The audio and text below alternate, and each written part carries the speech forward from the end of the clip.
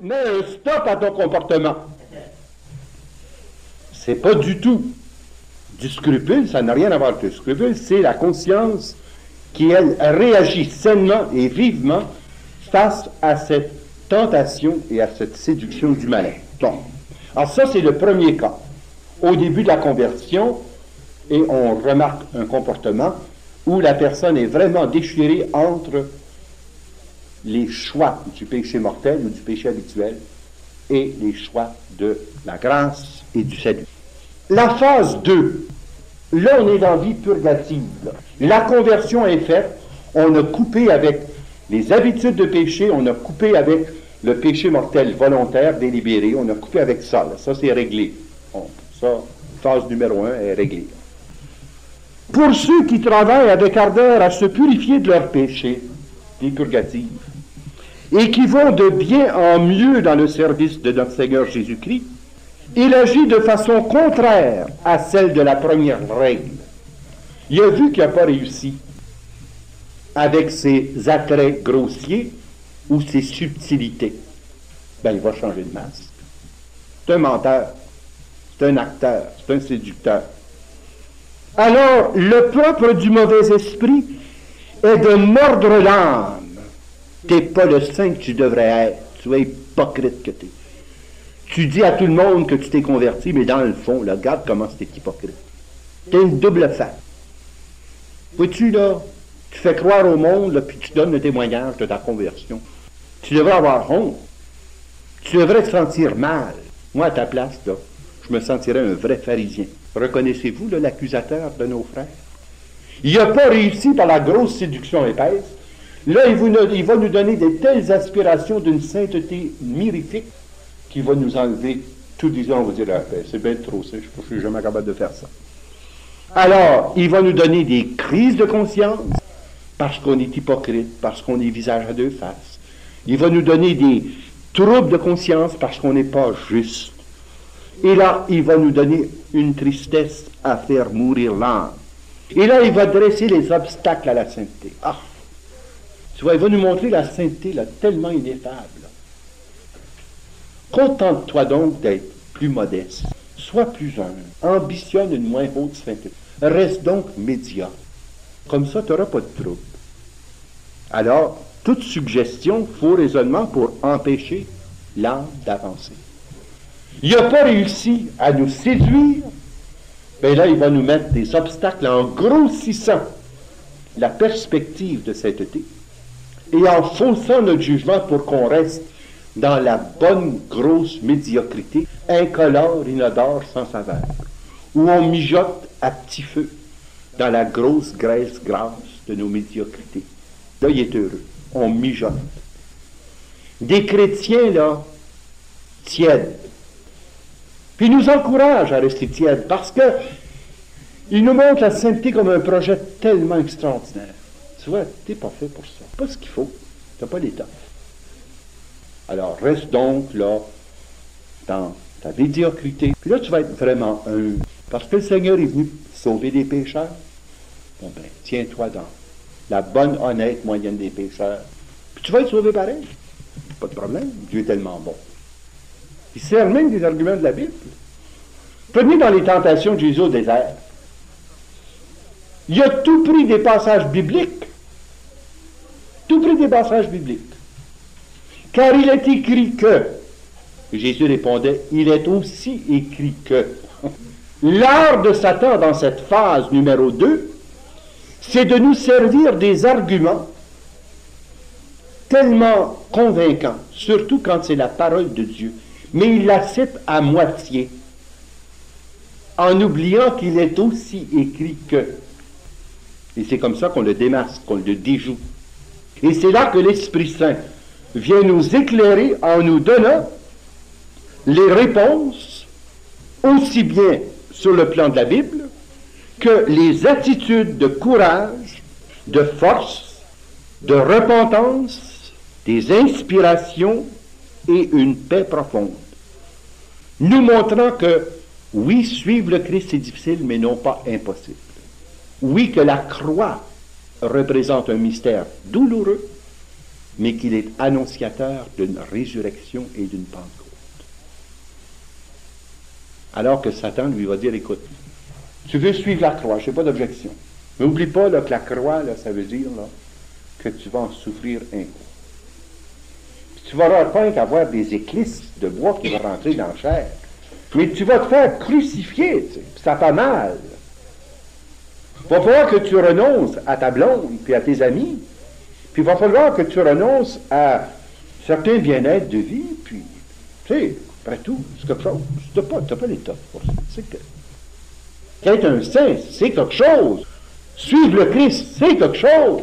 Monter sur la croix, c'est quelque chose, mais il nous montre juste la croix, sans nous faire voir que la croix est le tremplin qui nous met en orbite autour de Dieu. Ça, c'est l'Esprit Saint qui nous découvre ça. Et petit à petit, en embrassant le mystère de la croix, de la mort, de la passion, de la mort et de la résurrection de Jésus-Christ, on accepte la purification progressive de nos péchés. Et généralement, après cet atermoiement, nous atteignons une phase de consolation spirituelle. Alors, c'est agréable. J'appelle consolation, c'est la troisième norme, là. J'appelle consolation spirituelle quand dans l'âme est excité quelque mouvement intérieur qui fait que l'âme commence à brûler de l'amour de son Créateur et Seigneur. Voyez-vous, là, la question du péché est réglée. La question de la médiocrité est réglée. Là, vraiment, il y a le goût de la sanctification, le goût de la parole de Dieu, le goût de l'Eucharistie, le goût des sacrements, et par suite, quand l'âme ne peut plus aimer aucune autre créature sur la face de la terre, elle aime tout dans le Créateur lui-même. Donc, l'âme, de plus en plus, est attirée vers le Seigneur pour lui-même. Mais on a encore des consolations. Puis petit à petit, quand on n'a pas la consolation, tout de suite après, là, on prend en panique. Mais heureusement qu'il y a rien d'autre consolation. Puis là, en contemplant la passion, la mort du Christ, en contemplant l'horreur du péché, la grandeur de Dieu, on découvre que cette consolation nous permet d'augmenter dans la foi, l'espérance et la charité. Mais ça nous prend la consolation. Autrement, on se décourage bien raide. Mais quand il a suffisamment fait comprendre qu'il est un Dieu de consolation, et quand il a suffisamment là, donné la certitude intérieure de la validité de l'expérience de foi, d'espérance et de charité, là arrive la nuit des sens. Là, c'est la grosse désolation spirituelle. Moment. Ça, c'est pas le... Mais cette désolation ne vient pas du démon, pas du tout. Elle vient de Dieu. C'est une purification voulue par le Seigneur pour que nous soyons attachés au Dieu des consolations plutôt qu'aux consolations de Dieu. Et sur le plan charismatique, là, qu'on soit attaché au Dieu de tous les dons plutôt qu'à tous les dons de Dieu. Parce qu'il y a des charismaniaques qui voudraient faire du shopping de charisme, puis qui vont de soirée de prière en soirée de prière, là où il n'y a plus de charisme, puis plus de miracles, puis plus de prophétie. Donc, ils sont bien plus attachés aux dons de Dieu qu'ils sont attachés au Dieu de tous les dons. Alors, le Seigneur envoie une désolation, là, un bon désert, pour nous passer au sable. Vous savez, quand on veut remettre un édifice en beauté, on prend du sable compressé. Hein? Et quand on veut rendre un bois parfaitement lisse, on prend du papier sablé. Et plus le bois est rude, plus il faut que le sable soit épais. Et plus le bois est délicat, plus il faut prendre un sable fin. Alors le Seigneur nous passe dans le désert pour nous polir spirituellement. Qu'on devienne plus poli, plus malléable, plus délicat, plus lisse. Une première couche. Mais vous savez, ceux qui ont vu travailler les menuisiers savent que la première couche, là, c'est faite avec un gros instrument, une sableuse, des fois une sableuse à courroie, puis de la poussière. Puis quand il finit, le travail de finition, c'est avec une sableuse Emery. Et ça, ça fait presque pas de poussière. Mais Ça rend parfaitement lisse. Alors, la première purification, le premier désert, là, c'est avec la grosse sableuse électrique. Parce qu'il faut qu'il fasse sauter des copeaux. Il faut qu'il en enlève une couche. Une bonne couche d'orgueil, une bonne couche d'amour-propre, une bonne couche de sensualité, une bonne couche d'égocentrisme, une bonne couche de vanité. Hein? On a tout épais. Il faut quand même qu'il enlève le plus gros. Il déblaye. Et là, c'est le temps des désolations spirituelles. J'appelle désolation les ténèbres de l'âme, le trouble, l'inclination aux choses basses et terrestres, l'inquiétude en face des diverses agitations et tentations qui portent à la défiance, qui enlèvent même l'espérance et l'amour, l'âme se trouvant toute dolente, tiède, triste, comme séparée de son Créateur. Pourtant, il n'y a pas de raison objective à ça. Parce qu'on a coupé déjà avec le péché. Mais on sent, dans le fond de notre être, les blessures du péché. Et on se sent là 100 fois plus coupable qu'on était que quand on l'a commis.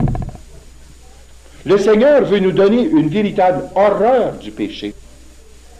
Mais comme il veut faire un beau fini, il s'aperçoit qu'on a rentré des clous par les péchés qu'on a commis. Même si on a enlevé les clous, il reste des trous où étaient les... Mais vous comprenez, avant qu'il rabote tout ça, qu'il mette ça, là, lisse, il faut qu'il en enlève une moyenne couche. Puis plus le clou était profond, plus il faut qu'il en fasse sauter des galettes. C'est pour ça que c'est si douloureux. Et là, on sent vraiment une douleur, une angoisse. Puis on dirait, bon, il me semble que je suis plus chrétien qu'avant, je suis plus pratiquant qu'avant, je suis plus priant qu'avant, puis bon, il y a une affaire, je me sens encore plus pécheur. Pour moi, je me suis trompé. Là, Satan, tu vois, voudrait nous faire croire que cette désolation est une punition. Voilà. Tu as péché par présomption, tu voulais devenir un saint. Hein? Ah, regarde que ça a l'air. Tu voulais suivre la croix, tu l'as, la croix. Là. Es-tu confortable? Es-tu bien? Tu vois, là, tu étais dans l'illusion. Là, la désolation, là, c'est une bonne punition, c'est ça que tu méritais, tu étais trop orgueilleux. Seigneur, t'as rejeté. Mais tu sais, moi, je suis encore ton chum. Viens me voir, pas t'en empêcher. C'est ça qui se passe. Et c'est ça qui est désolant, parce qu'on a dit, pourtant, c'était réglé, cette affaire-là. C'était réglé, moi, ma question d'alcool. C'était réglé, mon histoire de sexe. C'était réglé, mon histoire de colère, de vol. C'était réglé, ça. Comment ça se fait que ça me revient encore? Ben, ce que vous éprouvez, là, c'est que vous voyez votre condition de pécheur, cette fois-ci, pas simplement avec vos yeux de pécheur, mais vous voyez votre condition de pécheur avec les yeux de Dieu. Donc, comme vous êtes plus proche de sa lumière, vos péchés vous paraissent bien plus énormes. Même si vous ne les commettez plus, le fait que vous les ayez commis fait voir dans votre âme une certaine flétrissure. Et le Seigneur veut vous purifier de cette flétrissure. Il est bien obligé de faire passer au bon semblable. Comme un artiste qui veut mener son œuvre à bien, est obligé d'abord de faire de grosses œuvres en faisant sauter des bons copeaux de bois ou des bons morceaux de marbre ou de granit. Il ne va pas de main morte, bading, badang, du dis coudon, il va toute la démaganer, cette affaire-là. Et le Seigneur, il fait ça dans la phase qui suit la vie purgative.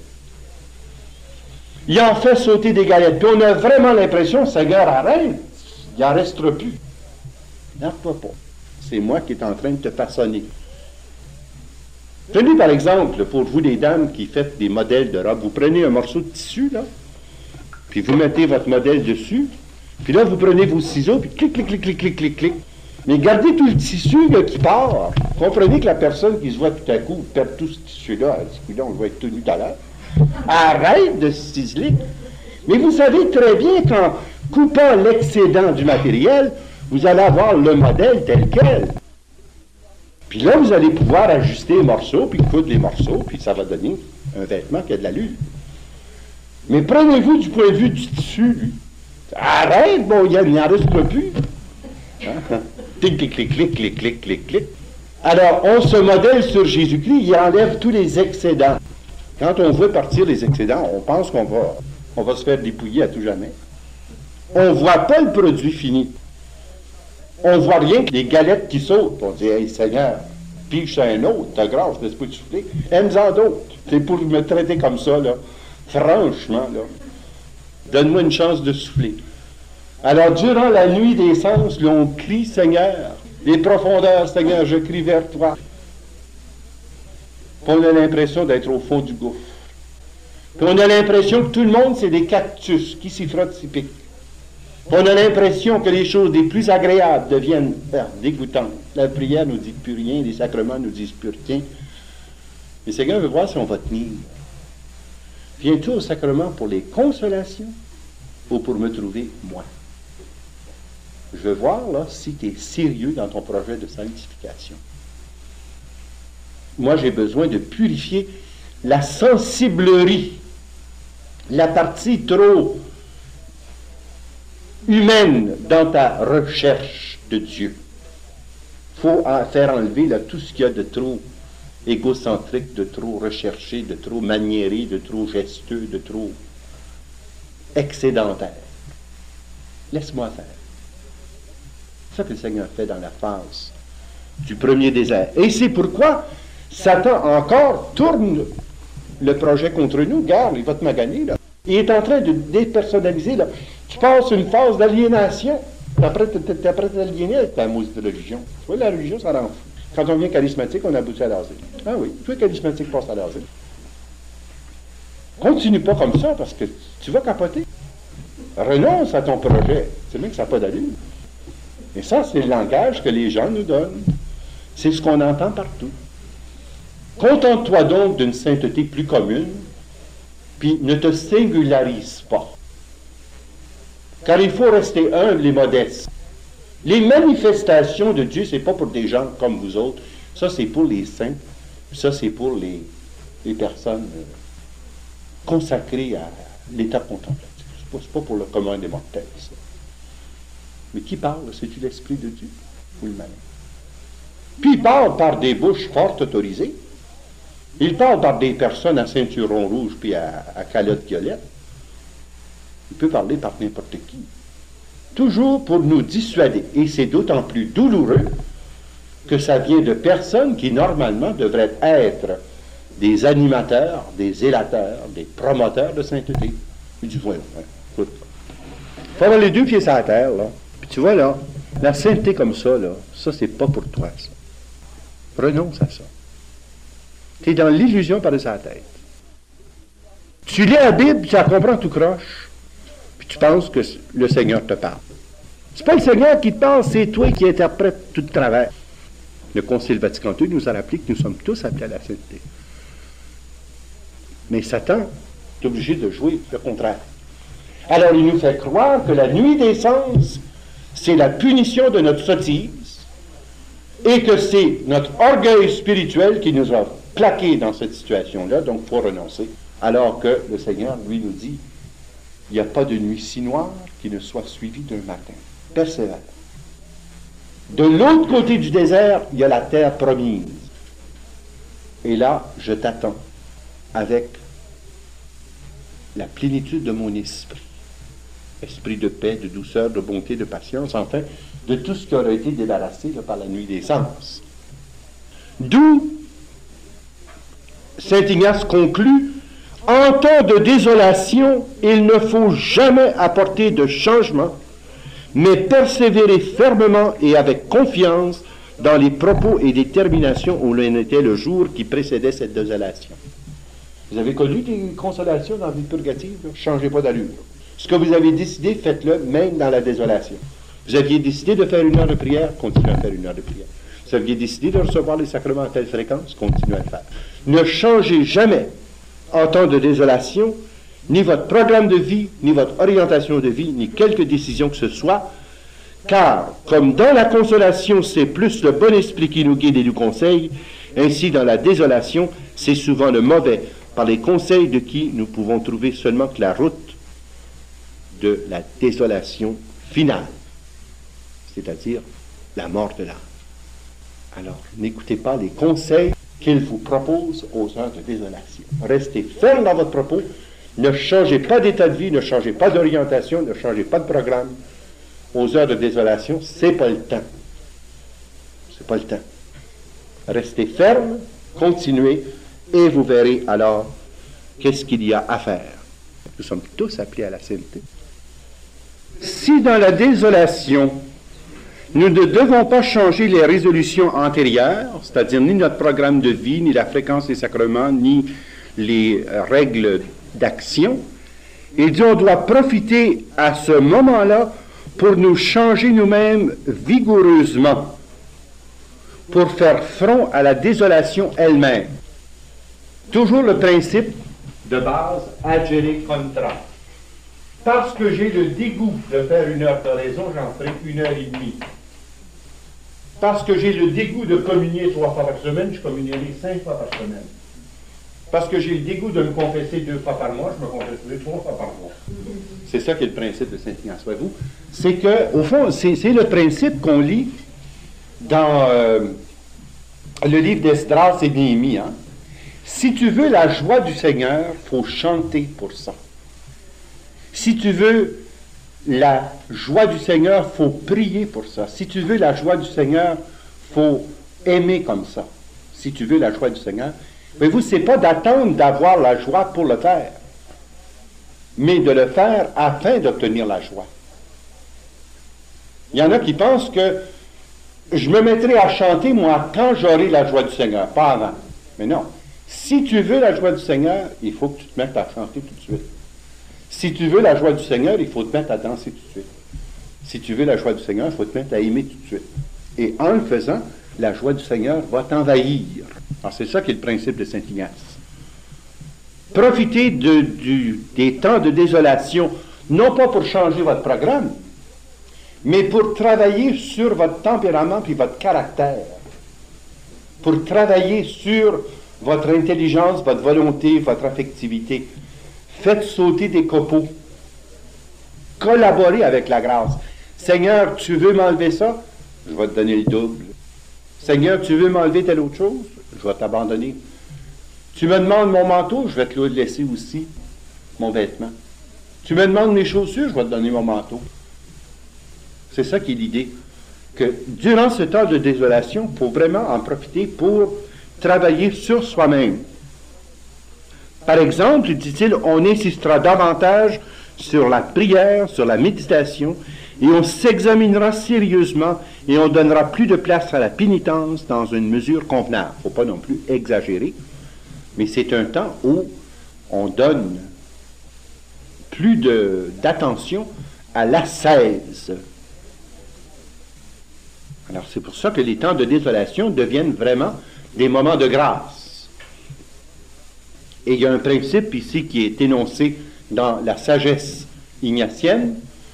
Les heures de nos impatiences ne sont jamais des heures de grâce. Mettez ça par écrit que de part, là, gros. Les heures de nos impatiences ne sont jamais des heures de grâce. Parce que sous le coup de l'impatience, on prend des décisions, tout croche, tout de travers. C'est pas la grâce qui parle, là. C'est notre tempérament, notre caractère.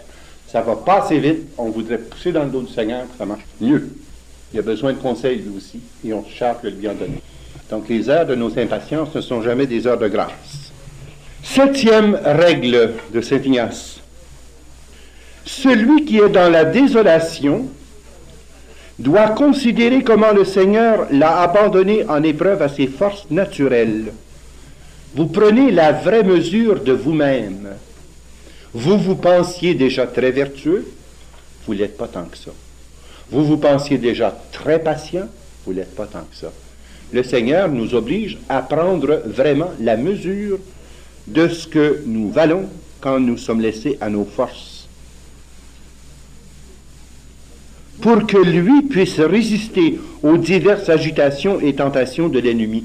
C'est lui qui veut remporter la victoire, donc il vous fait expérimenter votre faiblesse, pour que sa puissance éclate dans vos faiblesses.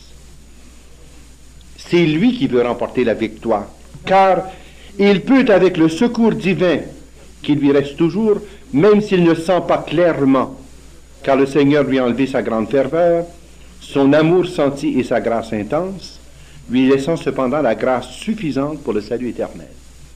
Donc, on expérimente là que laissé à nos propres forces et comptant seulement sur la grâce suffisante, on peut passer au travers, mais il faut compter sur le Seigneur. Ta grâce me suffit. C'est bien juste, par exemple. Et ta grâce me suffit. Et il nous fait toucher du doigt, dans ces moments de désolation, eh bien, la mesure de nous-mêmes. Comme on se rapproche de Dieu, disons, on voit avec plus de clarté nos misères et nos faiblesses. Si vous avez fait l'expérience, je suis sûr, quand vous êtes en voiture automobile, quand on est, disons, dans la clarté normale du jour, notre vitre a l'air très, très limpide. Mais si tout à coup arrive un éclat de soleil, on s'aperçoit que la vitre n'est pas si nette que ça. Il faut arrêter au garage puis nettoyer la vitre comme il faut. Si par ailleurs, vous avez bien l'impression que votre table est propre et il arrive tout à coup un rayon de soleil, vous dites, mon Dieu, je me semble bien que j'avais été ménage. Alors, Mme Blancheville, là, ça paraissait pas, parce qu'on était dans le pénombre. Mais quand tout à coup le Seigneur fait luire sa clarté pascale sur notre faiblesse, c'est là qu'on s'aperçoit qu'on est poussiéreux, qu'on est terreux, qu'on est glaiseux, qu'on est vaseux. On touche du doigt de notre fragilité, le vase d'argile, on s'aperçoit ce que c'est. C'est pas une expérience très, très réjouissante, mais elle est bénéfique. Elle est bénéfique. Souvenez la démarche qu'avait fait le curé d'Ars, hein? Seigneur, je voudrais me voir avec les yeux de Dieu. Je dis oui, correct. Dieu, il a assez peur, il pensait de mourir. Il dit, si le Seigneur ne m'avait soutenu, je serais mort d'horreur devant la vue de moi-même. C'était saint, curé d'Ars. Imaginez-vous, ne demandez jamais une grâce comme ça pour vous, à moins que vous ayez un cœur bien solide. 8e norme. Celui qui est dans la désolation doit s'efforcer de demeurer dans la patience qui tient tête aux assauts qui le poursuivent. Patience et longueur de temps font plus que force et que rage. L'amour est patient. Donc, on attend. C'est long à attendre, mais même les délais de Dieu sont providentiels. Et on s'aperçoit, après coup, que le Seigneur avait raison de nous faire attendre. Mais nous, on était tellement impatients que ça arrive vite, qu'on aurait voulu devancer l'échéancier du Seigneur. Le Seigneur nous exhorte par là à passer par la patience, en tenant tête aux assauts qui le poursuivent. Et ça nous fait prendre conscience que les combats qu'on avait classés comme définitifs ne sont pas si classés que ça. Il y a encore des mouvements d'orgueil, il y a encore des mouvements de sensualité, il y a encore des mouvements de doute, il y a encore des mouvements de vengeance, il y a encore des mouvements de tout ce que tu... C'est des mouvements, c'est pas vraiment des tentations, encore moins des péchés. Mais on sent de quelle pâte on est faite. Et on sent les mouvements qui se passent en nous. Donc on s'aperçoit de notre grande fragilité. Qu'il pense qu'il sera bientôt consolé et qu'il emploie contre cette désolation les moyens marqués par la 6e règle. Vivez à ce moment-là dans l'espérance. Là, ce n'est plus l'heure de la foi, là, c'est l'heure de l'espérance. La nuit des sens, là, c'est l'heure de l'espérance. Tandis que la nuit de l'esprit, c'est l'heure de la foi pure. Celle-là ici. Ça, c'est l'heure de la foi pure. Et ça ici, c'est l'heure de l'amour. Il faut passer par les 3 vertus théologales pour aboutir au sommet. Alors, on sait qu'on va passer au travers, on a la promesse de Dieu, on sait qu'en lui, on a la victoire, donc on reste patient. On dit, Seigneur, j'aime pas le décor des cactus, j'ai jamais aimé ça. J'aime pas la compagnie, des mulets, puis des serpents, puis des aspics. C'est pas mon fort, mais au moins je sais qu'après le désert, il y a la terre promise. Donc, je vis l'espérance. Je mets mon espoir dans le Seigneur, je suis sûr de sa parole. Psaume 129. C'est pour ça qu'il dit là, c'est pas le temps de s'énerver ou de s'impatienter, c'est le temps de vivre dans la patience, en alimentant constamment notre espérance aux sources de la révélation. 9e règle. Il y a 3 causes principales qui font que nous sommes désolés. La première, c'est que nous sommes tièdes, paresseux ou négligents dans nos exercices spirituels. Donc, il faut peut-être voir si on n'a pas été, sur un point ou l'autre, en état de négligence. La seconde est pour éprouver ce que nous sommes et voir jusqu'où nous sommes capables de nous avancer dans son service et sa louange sans recevoir un tel salaire de consolation et de grâce intense. Donc, il veut mesurer notre capacité de persévérance. Et la troisième, c'est de nous donner la connaissance certaine et l'intime conviction qu'il n'est aucunement en notre pouvoir d'acquérir ou de conserver une vive dévotion. C'est un don gratuit. Et c'est quand on est privé de cette gratuité qu'on se rend compte jusqu'à quel point qu'on est gratuit.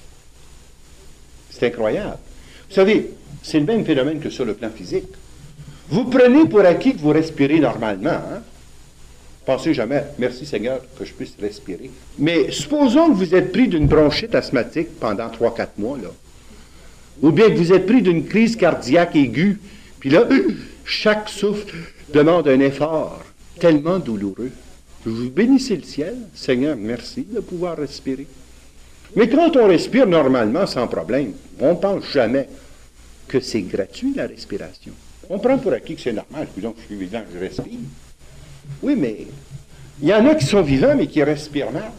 Les asthmatiques chroniques, les bronchites asthmatiques, ils savent, eux autres, que chaque respiration est le prix d'un effort et d'une douleur musculaire, cardiaque. Mais comme c'est important de respirer, il accepte la douleur qui va avec, parce que s'il arrête, ça va être encore pire. Il ne sentira plus de douleur, mais ça va durer longtemps.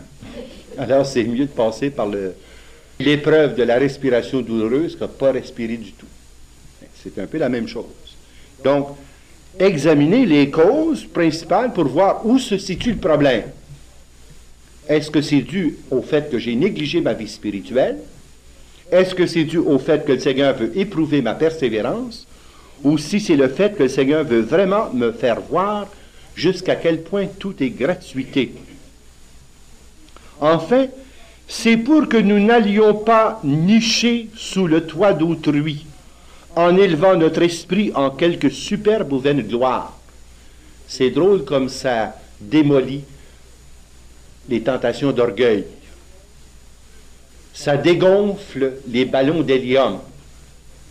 Ça empêche de se promener en Goodyear à l'année. On retombe sur le plancher des vaches.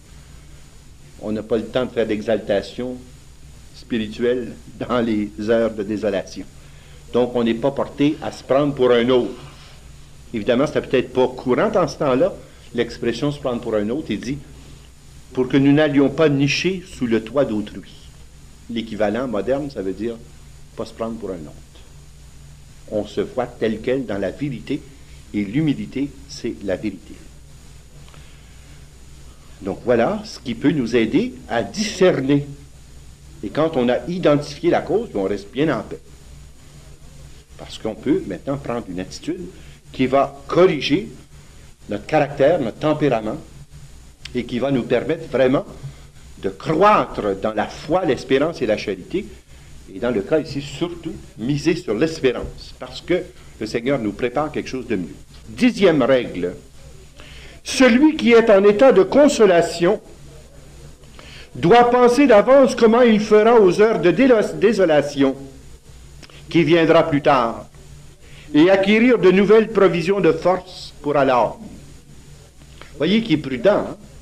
Il dit, tu penses que c'était rough, toi, dans le premier désert. Tiens-toi bien, il y en a un autre qui s'en vient qui est encore pire. Prends des provisions dans la deuxième phase illuminative. Là. Et puis, prends pas de résolution que tu ne pourras pas tenir en heure de désolation.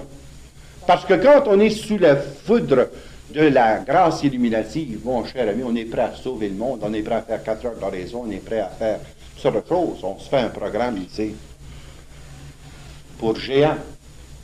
permanent. Fais attention avant de faire ce programme-là, parce que tu vas passer une autre désolation après. Prends-en pas trop. Rappelle-toi du premier désert. Tu te pensais bien capable et bien fait, hein? Tu as vu qu'est-ce que c'était de tenir dans la désolation? Ben, organise-toi, là. Là, tu passes une deuxième phase de consolation dans la vie éliminative, là. Prends pas, là, le mort aux dents. Améliore ton affaire, revise ta position, bon, prends des provisions, et surtout, comme il conseille, prendre des notes pour qu'on puisse, aux heures de désolation future, au moins relire les notes et dire, il y a eu un temps, Seigneur, où je pouvais dire ça. Puis au moins, on a un petit trésor de dire, ben, écoute, je l'ai déjà vécu, on va en sortir. Je lis mes notes toujours. Je pars pas en ballon, mais en montgolfier, mais écoute, au moins je sais que ça, c'était vrai. Donc, ça reste vrai, même si je ne le sens pas.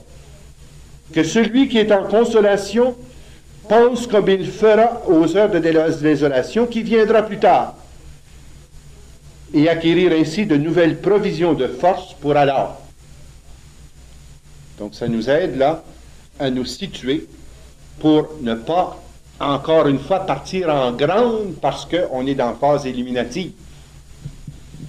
Pas en prendre plus qu'on peut en garder. Parce que c'est exaltant, vous savez, la phase éliminative. Là, on a des flashs, puis on a des inspirations, puis on a des projets grandioses, puis on a un zèle pour le salut de toutes les âmes, puis bon, enfin, tant mieux, faites tout ce que vous pouvez, puis tenez. Mais si vous l'avez pris, là, lâchez pas mes étoiles, hein? Vous l'avez pris aux heures de consolation, bien, quand viendra la désolation, là, commencez pas à tout laisser tomber. Vous l'avez fait, marchez. L'Esprit vous a inspiré telle chose, tenez. Parce que la désolation va venir. Il faut qu'elle vienne. Parce que là, on a juste dégrossi les gros copeaux. Là, il reste maintenant la finition. Je ne sais pas s'il y en a qui ont vécu depuis 5 ans, soit une nouvelle maison ou une rénovation. Avez-vous remarqué que le gros œuvre, ça va vite? Le gros œuvre, ça prend 3 semaines, un mois et demi. Le gros œuvre est fait. Mais c'est tout talent, la finition. Poser les tringles, poser les poignées de porte, les fixtures, les tentures. Il y a toujours quelque affaire qui retrousse. Le tapis ne fait pas juste, puis il faut recommencer. Puis la finition, c'est bien plus énervant que la grosse construction. Alors, si dans la première période, le Seigneur a fait le gros œuvre, dans la deuxième période, là, il fait la finition. C'est tannant, des petites affaires. Oui. Les gros péchés sont tous partis. Il ne reste plus rien à faire là. Là, il faut qu'il enlève les imperfections. Il faut qu'il enlève les petits fils qui dépassent, les petits attachements là, qu'on a encore. On s'est défait là, des grosses choses, là, il nous reste nous défaire des petites choses. Mais des fois, ça fait plus mal au cœur. Tu sais. C'est rien de donner notre bibliothèque. Mais c'est les 2-3 petits livres de chevet qu'on a gardés. Ceux-là sont encore plus durs. Parce que toute la bibliothèque, on ne l'a pas lu de toute façon. On l'a donné au grand séminaire. Mais les 3-4 petits livres là, qui nous tiennent à cœur, c'est des livres de piété qui sont si bons. Elle dit, écoute, là, ça, là, c'est en cours de trop. J'ai dit, oh Seigneur, franchement, là. Franchement. Ils sont beaux, tu sais. C'est des auteurs pieux, c'est Saint-Ignace de Loyola. Il dit, pas de farce, Ignace. Dehors! C'est ça qui nous fait mal. Mais c'est ça le travail de finition. Parce qu'il veut vraiment qu'on vive de la foi pure. Celui qui est consolé doit s'efforcer de s'humilier et de s'abandonner le plus possible. Voilà le mot-clé. Il faut apprendre la voie du saint abandon. Et là, c'est là le travail de finition, où la volonté propre en mange un coup. L'amour propre en mange un coup. Le respect humain en mange un coup. L'attachement à sa réputation en mange un coup. Là, le Seigneur, il va dans les petits replis, là, où on a tendance à avoir caché et niché nos petites attaques secrètes. C'est sûr qu'il a coupé les gros corps. Les gros corps, qu'est-ce que tu veux, c'est des gros corps. De toute façon, c'était dans le chemin, on s'en parlera dedans tout le temps. Il a enlevé les filaments. Là, il reste des petites toiles d'araignée, tu sais, dans les petits replis de la conscience, puis du cœur, puis de la volonté, puis de la sensibilité, puis de l'affectivité. C'est ultra sensible. Hein? Vous savez, quand on arrive au nerf là-dedans, là, juste au moment là, alors, le Seigneur, il prend une petite fraise, là, puis il dit, bon, mais là, il y a un peu de carie, là. Alors, il fraise ça, là. Puis, tant que ça fait pas mal, ça veut dire qu'il n'est pas rendu dans le vif là-dedans. On dit, Seigneur, ça va bien, ça sent dur, correct. Et tout à coup, il arrive là, dans la partie saine. Le Seigneur travaille avec une fraise très, très, très raffinée. Et là, il enlève le restant de carie là, pour faire des obturations qui s'imposent, pour qu'on ait un peu meilleure mine, meilleure gueule. Une plus belle gueule, quoi. Il nous refait à face. Un traitement de beauté. Vous savez, vous autres, les femmes, qu'est-ce que c'est que c'est pas drôle, vous savez? Quelqu'un qui suit un vrai traitement de beauté, là, c'est pas drôle, vous savez. Quand ils sont obligés de faire la chirurgie plastique, là, pour, tu sais, enlever les pattes de doigts, là, puis le double menton, là, puis qu'ils reprennent tout ça, puis qu'ils remettent ça, hein. Faut qu'ils vous en donnent, puis placer ça en dessous du cuir chevelu pour pas que ça paraisse. Ensuite, il faut se mettre de la boue, puis laisser cuire 3 heures à feu modéré. Ensuite, on arrache ça, là, pour avoir une belle peau, là, toute rajeunie. Ben, le Seigneur, il veut vous donner un traitement de beauté. C'est un traitement de finition, pour que vous soyez sans tache, ni ride, ni rien de pareil. Alors, il fait le travail de finition qui s'impose. Alors, ne soyez pas surpris. Celui qui est consolé doit s'efforcer de s'humilier, de s'abaisser le plus possible, en se rappelant combien peu il valait au moment de la désolation. Privé de cette grâce et cette consolation, donc il s'abandonne au Seigneur. Seigneur, je te donne la permission de faire tout ce qui doit être fait. Au contraire, celui qui est en désolation doit se dire qu'il peut beaucoup avec la grâce, qu'il lui suffit pour résister à tous ses ennemis avec les forces qu'il puise en son Créateur et Seigneur. Donc, il nous prépare déjà pour le combat de la nuit de l'esprit. Parce que là, c'est un combat solide. Vous avez nettement l'impression d'avoir perdu la foi. Vous avez la conviction d'être damné. Et Satan s'infiltre jusque dans votre fort interne pour se substituer à votre conscience. Puis je vous assure que ça, c'est pas un pique-nique. C'est très excessivement. Et si ce n'était de la grâce de Dieu, on ne passerait pas à travers. N'oubliez pas que la grande Thérèse d'Avila a vécu 14 ans dans cette désolation de la nuit de l'esprit. 14 ans. Elle sait de quoi elle parle. Marie de l'Incarnation a vécu 6 ans dans cette désolation spirituelle. La dernière phase. La petite Thérèse, elle, n'a pas vécu longtemps, mais elle a vécu intensément, à tel point qu'elle était certaine qu'elle était la plus grande criminelle de la terre et que Dieu l'avait à jamais vouée au feu éternel. Elle était convaincue de ça. Mais elle offrait sa désolation au moins pour sauver quelques pécheurs qui, comme elle, n'auraient pas résisté à la grâce. Et si ce n'était que la grâce de Dieu l'ait soutenue, elle serait morte dans le désespoir, elle le dit elle-même. C'est pour ça que armez-vous dans l'humilité et dans l'abandon, parce que c'est ça qui est la clé de voûte, là, l'abandon à la volonté de Dieu. Accepter tout ce que le Père veut pour nous conformer au Fils dans les plus petits détails. Et là, le Seigneur va fraiser votre amour-propre. Il va fraiser votre vanité. Il va fraiser votre réputation. Il va fraiser vos attachements même spirituel. Il va vous enlever tout appui. C'est ça qui est dur. Dans la nuit spirituelle, le Seigneur nous enlève pas seulement les appuis matériels, il nous enlève même les appuis spirituels. On a l'impression qu'on tombe dans le gouffre. On n'a plus d'appui que lui seul. C'est ça qui faisait dire à Saint Jean de la Croix, todo nada. Tout pour toi et rien, Seigneur. Rien d'autre.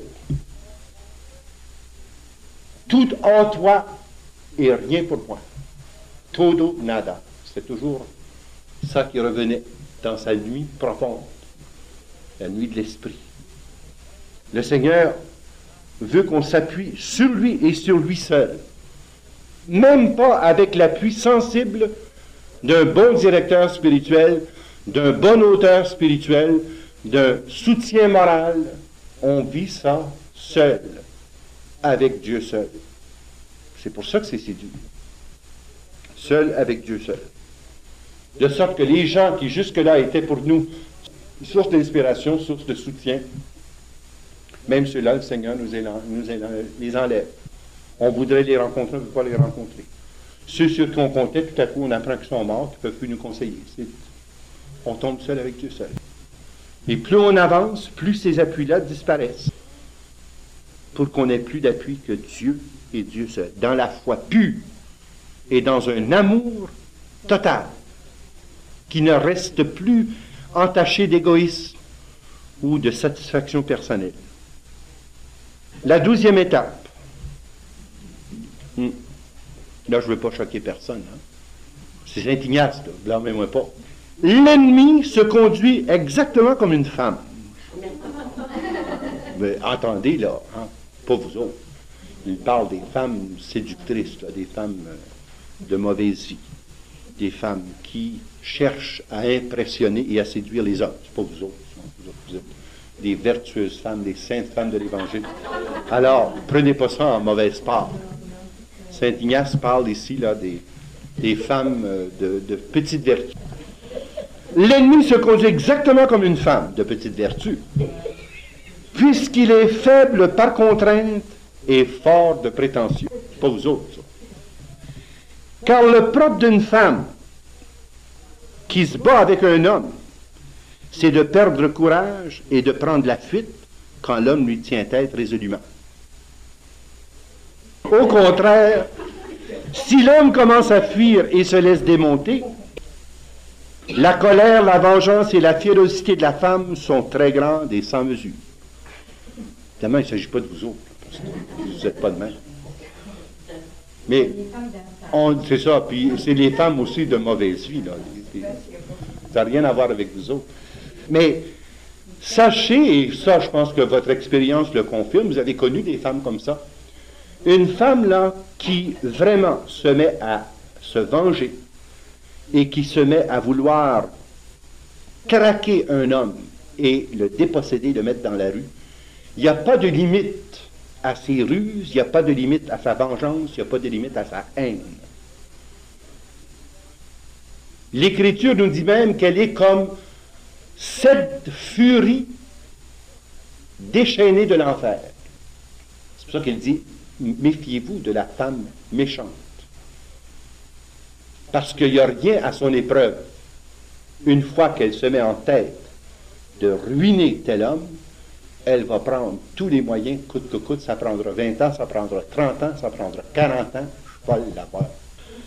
Ainsi, le propre de l'ennemi est de prendre force et aplomb quand celui qui s'exerce aux choses spirituelles fait front fortement contre ses attaques et fait diamétralement le contraire. Et par contre, si celui qui s'exerce commence à être pris de panique et à perdre courage sous l'assaut des tentations, il n'y a sur terre aucune bête aussi féroce que l'ennemi de la nature humaine dans son acharnement à poursuivre avec une si grande malice son intention damnée. C'est pour ça qu'il s'acharne tellement contre les saints.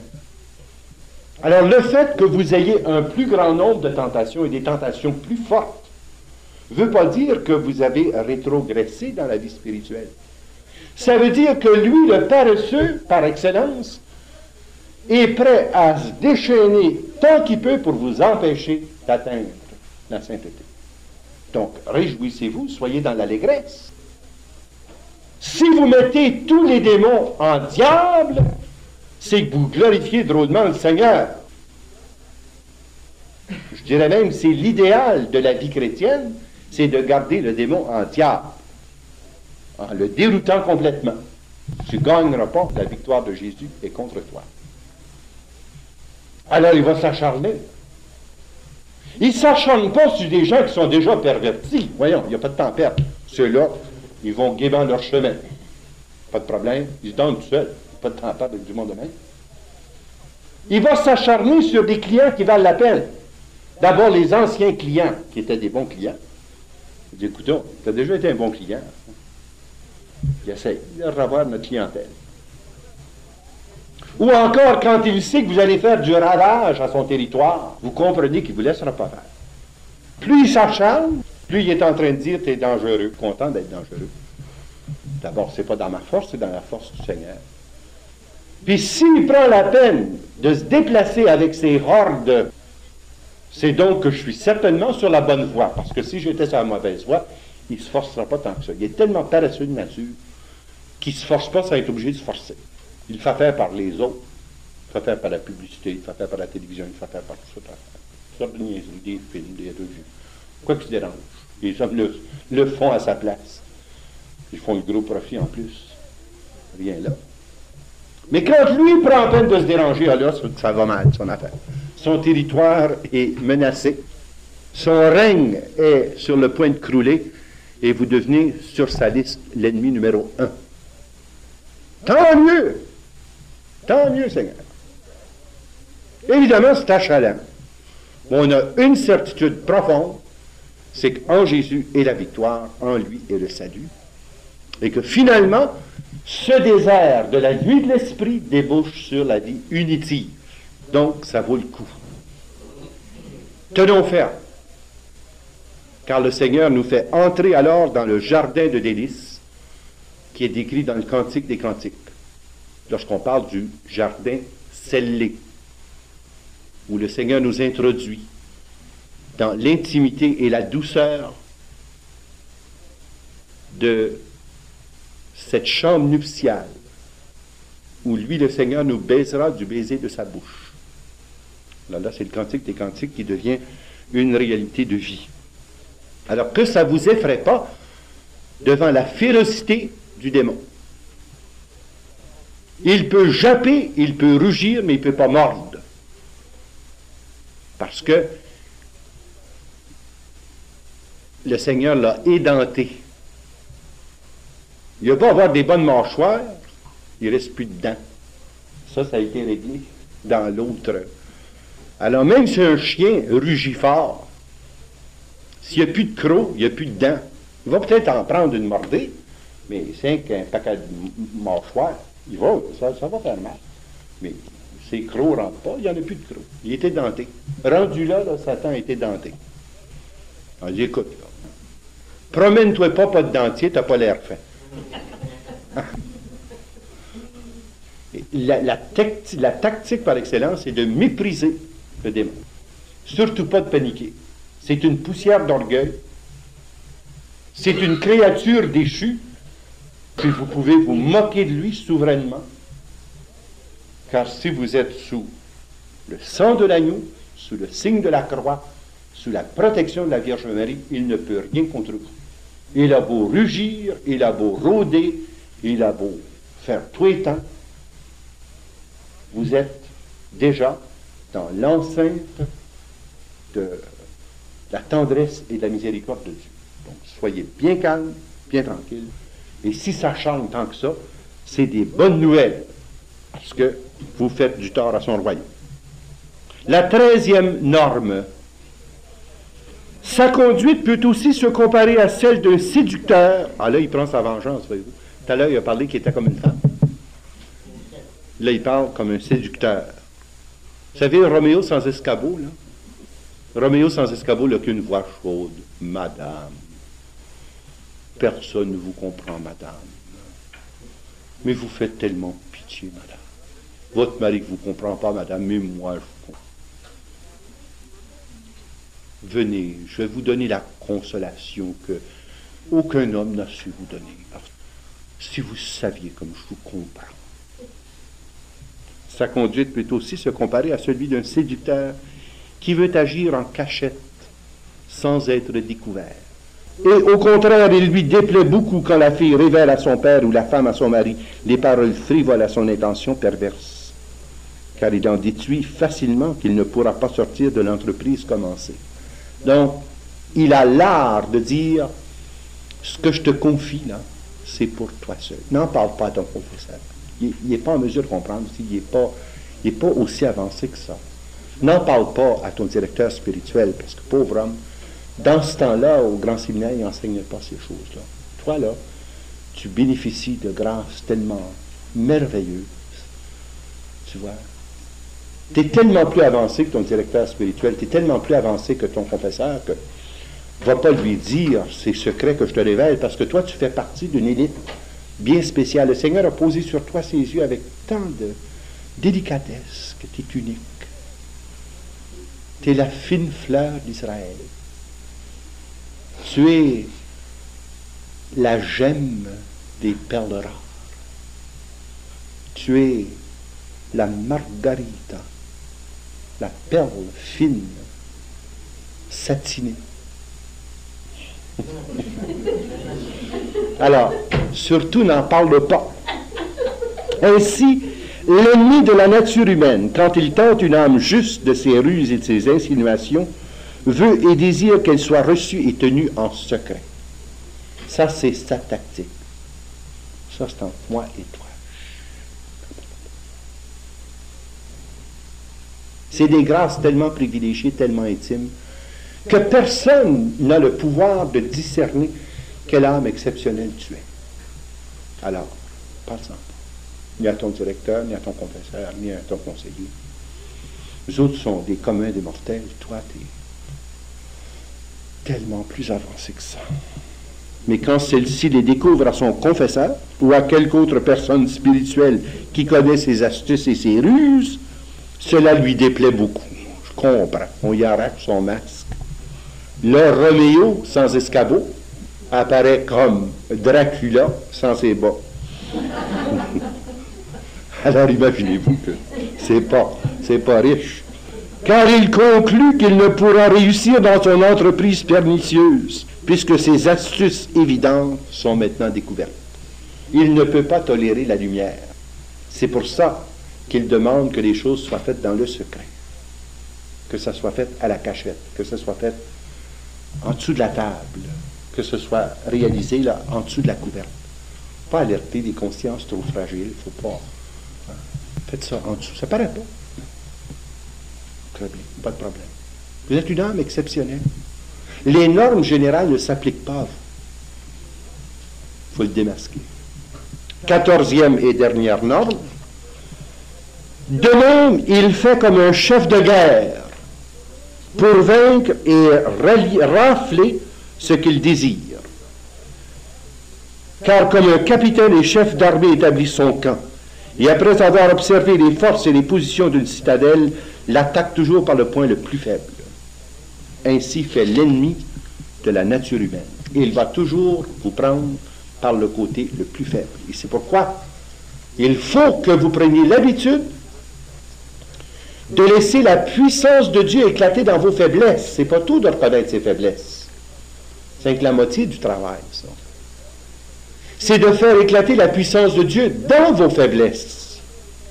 Parce qu'autrement, ça reste encore une faiblesse. Et là, il peut s'insinuer par cette voie et finalement pénétrer même par un interstice. Très fin, vous savez ce qui est arrivé à Achille. Achille, le grand Achille, le coureur par excellence, le conquérant merveilleux. Mais il y avait dans son soulier une reliure qui était juste retenue par une lanière à l'arrière de la cheville.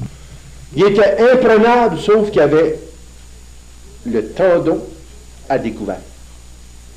Alors, c'est le talon d'Achille qui l'a perdu. Clac, la flèche s'est imbriquée dans le talon et chez le grand conquérant a tombé. C'est pour ça qu'il faut être très conscient de nos faiblesses et toujours aux alertes que c'est par là que l'ennemi va rentrer. Donc, veillez sur la brèche. Soyez toujours vigilants. Gardez vos lampes allumées. Gardez vos ceintures autour de la taille. Soyez toujours prêts au combat, de nuit et de jour. Revêtez-vous de l'armure du salut. Tous les passages d'Écriture qui ont référence à cela. Car il est comme le lion qui rôde rugissant tout autour et examine de tous côtés toutes nos vertus, théologales, cardinales, morales, et là où il nous trouve plus faibles et plus misérables, de ce côté, il nous attaque et cherche à nous perdre. Quand on le sait, on se met en garde. C'est un tacticien génial. Et il vous connaît mieux que vous-même. C'est pour ça, si vous n'êtes pas abandonné à Dieu dans l'humilité, puis dans la simplicité du cœur, vous risquez à un moment donné de vous trouver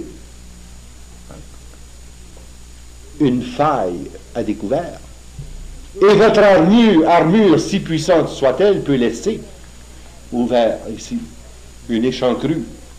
Et au moment où vous n'y pensez pas, flac, la flèche se fiche en plein poumon. Et quand vous avez le devant bien bardé, il vous prend par en arrière. Ceux qui ont été en Europe, qui ont connu les hivers européens, on va devant les foyers, on chauffe le devant, on gèle le derrière. Parce qu'on ne peut pas se réchauffer les deux côtés en même temps. Alors, tu as toujours un côté à découvert. Mais Satan surveille quel est le côté qui est le plus apte à nous perdre.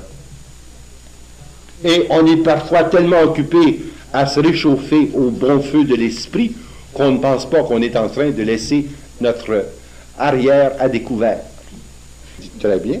Il nous gèle. Tu meurs de pneumonie. Alors c'est pour ça qu'il faut pratiquement se placer dans la fournaise ardente, tout entier, comme les 3 enfants dans la fournaise étaient remplis de louanges.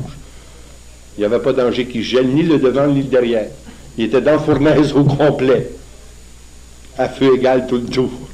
Il n'y a pas un diable qui voulait aller là, c'est même trop chaud. Il y a qu'un ange qui est descendu chanter la louange avec eux. Alors, c'est ça. Quand on connaît sa tactique, alors, il prend les 3 métaphores les plus faciles à comprendre. La femme séductrice, l'homme séducteur et le chef d'armée, le tacticien féroce. Quand nous savons que telle est la condition du combat spirituel, eh bien, on s'organise en conséquence. Et quand on connaît les étapes à franchir, on n'est pas surpris. Et quand on se trouve au cœur de la nuit des sens ou la nuit de l'esprit, sans prendre panique, on raffermit sa foi, on raffermit son espérance, on raffermit son amour. Puis là, on arrive dans le Saint des Saints en attendant la vision de gloire, où nous verrons face à face le Dieu qui nous a aimés.